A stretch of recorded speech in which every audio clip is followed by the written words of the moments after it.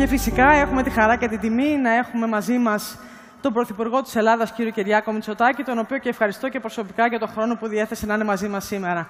Θα είναι τιμή μας να έρχεται στη σκηνή. Ευχαριστώ πάρα πολύ. Ευχαριστώ. Μπορούμε να καθίσουμε, νομίζω.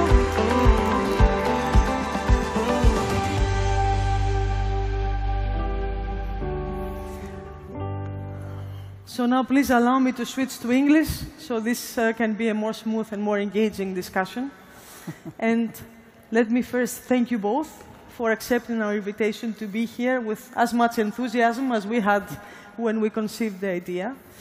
I find it really interesting that you both will be attending COP in the next couple of days, which I think is a fantastic example of the together, how, you know, no side can tackle the problems on their own, and it takes collaboration.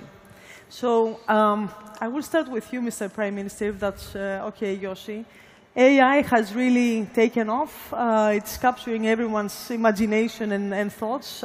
We actually took the liberty to look a little bit at the trends for Google search in Greece, and we found that the searches for AI have been increased 270% year over year, and about 1,000% if you compare it to 10 years ago.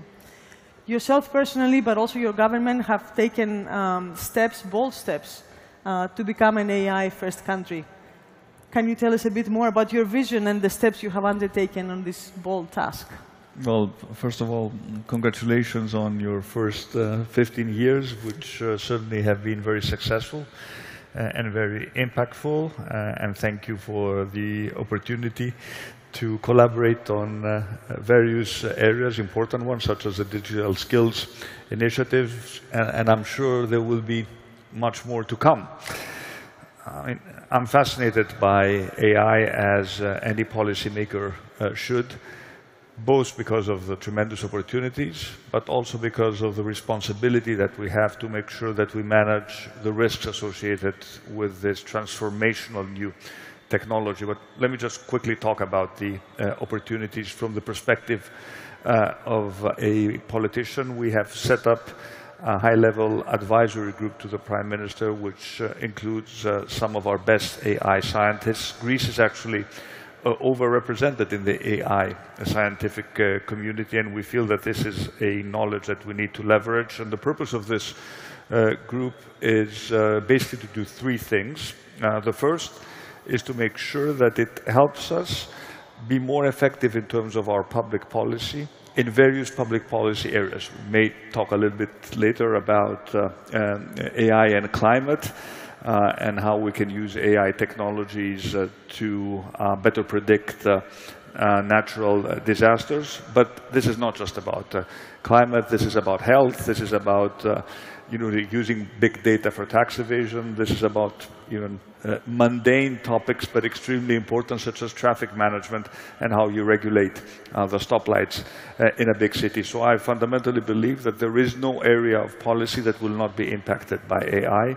And I want to make sure that all our public policies at least understand the implications of AI and have an AI dimension into them. The second aspect of our work is how do we help businesses with their AI transformation. And I'm not just talking about the big businesses. I'm talking about strengthening the startup ecosystem in Greece, which is incredibly active, relatively successful for the size of our country, in order for us to be producers and not just consumers of technology. And the third role is the role of the responsible regulator. We need to think about broader implications and how we can contribute to the European thought process around responsibly regulating AI without stifling its innovative drive. But I think that coming from Greece, we have an additional responsibility to think more systematically about the ethics around AI.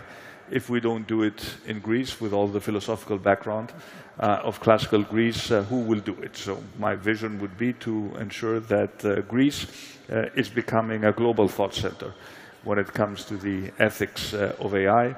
There are many fascinating topics that should be discussed, and these are not just theoretical discussions, these are real-life discussions, real-life implications that even have to do with the issue of fundamental rights. For example, is it a fundamental human right to know if I'm interacting with a human or a machine? These are topics which are already being discussed, and I want to make sure that Greece is at the forefront of this discussion. That sounds fantastic. That is really, really important. Yossi, if I can bring over to you, I think the Prime Minister made a strong argument about, human-centric, I would say, AI. And I know you often talk about society-centric AI. How do we ensure that we develop AI that is serving our societies? How do we go about that? Yeah, so first, thanks for having me here, and congratulations on the amazing 15 years. And AI, as pointed out, is this amazing point of transformational capability. It can actually transform everything. And one thing to consider is where to pay the attention to, and how can it be helpful to as many people as possible. So we're thinking about it as this society-centered AI, in the sense that how can we identify societal problems where AI can have the biggest impact. So climate change and sustainability is an obvious one, because it actually impacts all of us and the next generation. So that's obviously a societal challenge that we'd like to address. Similarly, healthcare. But in many cases, even on how to help people with, when you think about it turns out that AI can be useful to unlock capabilities for people that currently do not have them. So, for example, removing barriers of modality and languages on how to get access to content for people who are challenged with vision or hearing. And AI can actually do all of that. So the question is really, how do I identify those opportunities and use AI to do that? And I think that today we can do that more than ever. In fact, we already have that out there in quite a few examples, that AI plays a role in climate, in healthcare, and in helping out. And education is another big area, of course, that is going to have big societal impact. Fantastic, thank you. And I know, there's plenty of examples to share in this category. Mr. Prime Minister, I think, it's clear to everyone that AI is at an inflection point, and the speed, I think right now, and the maturity of change is really mind-blowing. But regulation, you mentioned regulation, is important. At Google, we say that AI is too important not to regulate, and too important not to regulate well. From your point of view, what should be done in terms of regulation and in helping the technology being regulated, but also without really stopping the innovation, both from a Greece perspective, but also an EU? What's your point of view? I wish I had a clear answer to this, but many people who are much more knowledgeable than me have not yet reached a conclusion about how you can strike this balance between ensuring that we protect against some of the negative consequences of AI without stifling the innovation. The European Union, in general, has been at the forefront, I think, of responsible regulation when it comes to the internet. The GDPR initiatives, I think, certainly moved in the right direction in terms of data protection, and the discussion around the AI Act, I think, will help us to maintain this leadership when it comes to attempting to strike this balance. But let me just talk a little bit, about some of the risks that we need to address, while mentioning that when we talk about sort of creating essentially a global system of regulation, it is clear to me that in the past, when we've created intra-governmental models of cooperation, usually this involves state actors. We will go to COP. Who is represented at COP? Who takes the floor? It is the countries. Of course, the companies are going to be there, but at the end of the day, these are national decisions. We commit, for example, to reducing our emissions by X percentage. In the case of AI, this will not work. We need to bring the big technology companies to the table and come up with a new concept of a global regulatory regime that, A, does not leave the companies outside, and B, ensures that all the big players are there.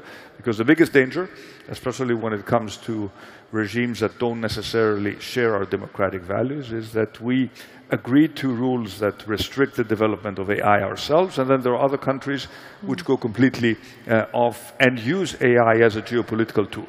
And this is a real risk, frankly. It is already happening, and we need to be honest about it. For us democracies, we have an additional risk where we need the cooperation of the big technology companies, and this is related to the integrity of our democratic process and how we can use technology to foster and strengthen democracy rather than weaken it. We're talking about misinformation, we're talking about disinformation, we're talking about deep fakes, we're talking about the ability now of AI to easily create text, image, voice that could easily be used in a context where disinformation can spread like wildfire. And this is an obligation of, I think, the big technology companies to recognize that this is real, it is happening. It is not just about content moderation. This is one aspect of what needs to be done, but the challenges will be much more sophisticated, especially for those of us who have been, the AI needs data. So the more data it can have of me speaking publicly, the more accurate an image, a fake image of myself will be. So if we're not there already, we will be there very, very soon. And 2024 is an important year for elections.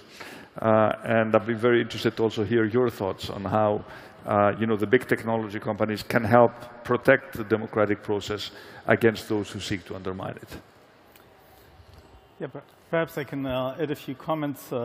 First, the notion of being responsible is a core value. We think about AI, as you pointed out, developing it in a bold and responsible way. And I think about responsible, by the way, in two facets. One responsibility is to do it well, and the other one is not to miss opportunity to help up society with AI. So we're equally responsible to use AI to help solve societal challenges and save lives. I think that the role is actually something that as a society we need to address all these challenges, not big companies and as well as startups, and we need to also empower many players out there to do that. Even 7 years ago or so, we already set up what we call the AI principles, which are how we're thinking about developing AI, including principles of making sure that the AI and machine learning models do not have bias, they are secure, private, they are for the benefit of society, they are higher bar. I think we also have the opportunity, in fact, to even use AI and these principles to even make some of the processes that we have even better than they are today, because some of the challenges that we've seen early on in early deployment of machine learning various players out there is to take some, say, societal biases and reinforce them. By taking a very intentional and rigorous approach on how we're actually thinking about that, we can perhaps do a better job than even current societal systems, just because we can actually measure the bias and making sure that some processes are better done than otherwise. To the point of the opportunities, I think that one of the important aspects about is how to make sure that we can use AI and use technologies to actually tackle some of the challenges that were mentioned. So, for example, on misinformation, which is a big topic and a big challenge that we encountered even before the last wave of AI, how to use technology to actually identify that and help fight that. So I think that's a big responsibility for all of us as a society to address. Thank you, Yossi. If I can bring the discussion back to Greece and all the steps that have been taken, if you were to describe to us your vision, for Greece in terms of AI, are there particular sectors that you mentioned, democracy and ethics, as a piece where you would like to see the thought leadership for Greece? Any other kind of sectors where you think it's really important that Greece embraces AI in terms of moving faster? Is it education, well, look, I think healthcare, or? I would single out three sectors which I'm sure are also sectors of priority for Yossi. The first we already touched upon, and there the solutions are already to a certain extent applicable, and this has to do with climate change and especially with more accurate forecasting models. Google already has accurate flood forecasting models that may be much more accurate than one we could have envisioned even a couple of years ago, and making sure that we have access to this technology can actually be life-saving, and the more sophisticated we'll become with our weather forecasting models, the better we'll be able to prepare for weather events which we'll know will happen. The same is true for wildfires. We're already testing technologies in terms of identifying wildfires faster than we could before, which of course is critical in terms of our early intervention.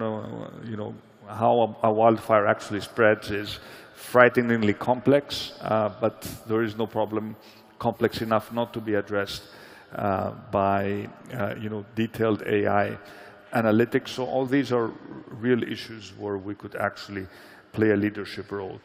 On healthcare, I think there it's very clear that the benefits can be tremendous from offering, you mentioned this already, offering tools to our researchers in terms of sort of breaking up the components of proteins to you know, early identification of skin cancer, to making sure that you know, our doctors make more educated decisions. There are numerous applications which could be put to good use. And of course, when it comes to education, there things are, you know, slightly more challenging, because the large language models are transformative in the sense that they can do something we never thought could be done. The ability to generate, you know, articulate speech, text, is a prerogative only reserved for the human species. And suddenly there's somebody else who can do it, and maybe do it even better than us. So the implications of the large language models for education, how we can use them constructively, how we can ensure, for example, that we have the accurate tools to identify when they're used the more simple case. How do we know in an exam or in a paper that this paper is not written by an algorithm? These are very, very important challenges that need to be addressed. And on top of that, I would add another layer of concern that I have, which is probably more relevant to the neuroscientists that you will have at your panel joining us. The human brain is a product of an evolutionary process that has taken millions of years, and it responds to specific sensory impacts and is being trained by repeating and by interacting with the real world. If we take away these interactions and we make it very easy for the human brain to do all sorts of things, what is going to be the impact on our long-term cognitive abilities? Google Maps is fascinating. It's great. We all love it, and the applications are tremendous. But I remember the time when I crossed the US 30 years ago using only my maps. And there are some skills involved in this. And those are the skills that we've always had. So just making sure that making our life easier does not rob us of important aspects of our cognitive abilities and what it means to be human. At the end of the day, these are the real difficult questions to ask, to answer. And of course, at the end of the day, the real question of who makes the decision. Is a decision made by an algorithm? And if yes, up to what level? If I apply for a big firm and I know that, you know, the CVs are screened by machines essentially and not by humans, does the algorithm have an obligation to offer me an explanation of the decisions that it has made? So I'm just scratching the surface here, but I just want to highlight, you know, the degree of complexity involved in some of these decisions that we will have to take, and why this is probably one of the most complicated ethical problems that we would be faced in terms of properly using the technology while ensuring that the regulation framework is put in place to adequately address some of these concerns. Thank you. These are very interesting questions. I don't know if you have any comments, Yeah, Yossi. I think you touched on some of the important and fascinating questions. For example, personally, I find it difficult to realize that the younger generation don't know how to navigate, if I take that example. On the other hand, I also recognize that probably both of us don't have any skills of dealing with a carriage and a horse. So some skills are lost, but I think that what I see is the younger generation actually is empowered by more skills. So I think we need to be intentional about it. And this goes back to the point of societal center AI. I think that the real promise of AI and technology in general is to empower. And the big question is, how do we empower the healthcare workers with what we can do? For example, now we have a language model that was adapted to be able to solve medical style, the US medical exam style questions in not only in passing score, but in an expert level. Well, this is not going to replace doctors, but this is going to empower, hopefully, healthcare workers and systems to do a better job and to be able to help more people. And on education, which is one of the areas that I think we have, this is probably the single most significant investment of every country. That's an opportunity actually to have education more equitable, to empower more kids to get more skills, and of course to do that in a way that ultimately also elevate, hopefully, the level of knowledge and creativity. But I totally agree that we need to think about how to do that, because in times that we have suddenly technology that sometimes is even creative, if we think about the novelty of the results, that adds new dimension to what we thought about before. So I'm very optimistic about what we can do. At the same time, we need to be very conscious to the implications of this technology to society and how we address it, how to do it responsibly, and how to address ethics that were mentioned. So for example, large language models, we know, still have hallucinations, so doing a better job in being able to identify when about the facts and where they're factual and where not. So for example, in BARD, we recently in the US allowed having something called double check that allows you to every time to check what information is substantiated by search results and what not. And there's much more work that can and should be done on that front. So ultimately, I think there's a huge opportunity and a huge responsibility, and I'm really excited about the opportunities here. And I think this is a topic that probably we could be up here for hours or days maybe, and continue to debate. But I would like to close with a question to you, Mr. Prime Minister. The theme of tonight's event is Mazi, together. And I think the topic of technology and AI highlights the importance of governments, organizations, companies working together towards these developments. From your point of view, how do you perceive this togetherness, and how do you plan to go about it as a government?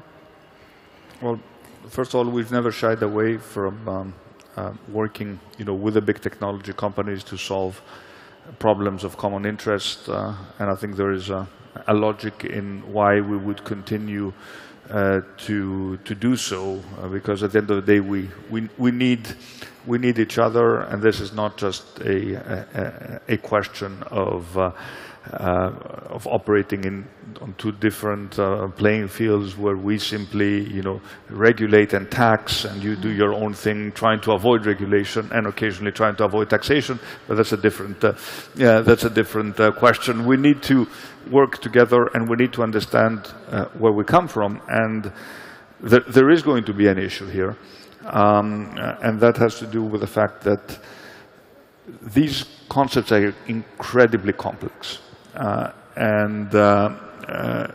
It is difficult when the politicians or the regulators are playing catch-up in terms of even understanding the basics of how a large language model works.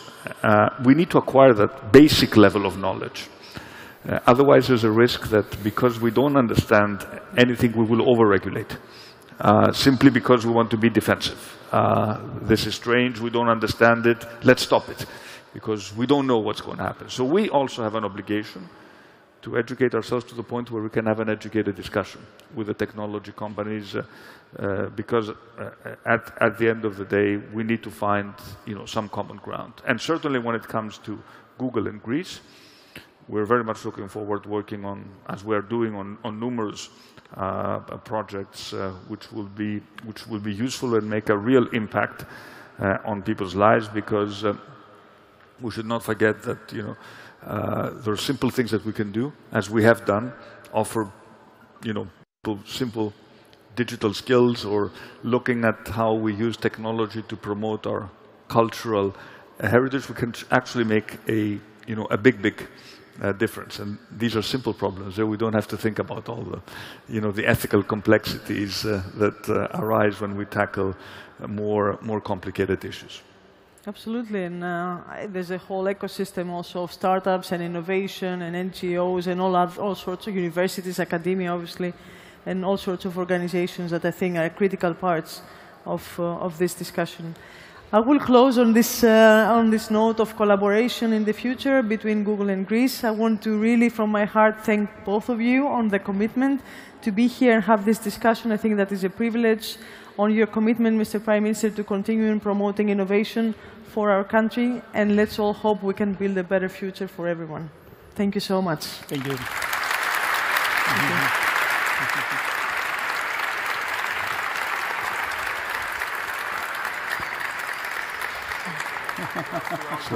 So I Well, thank you very much. Ευχαριστώ πάρα πολύ.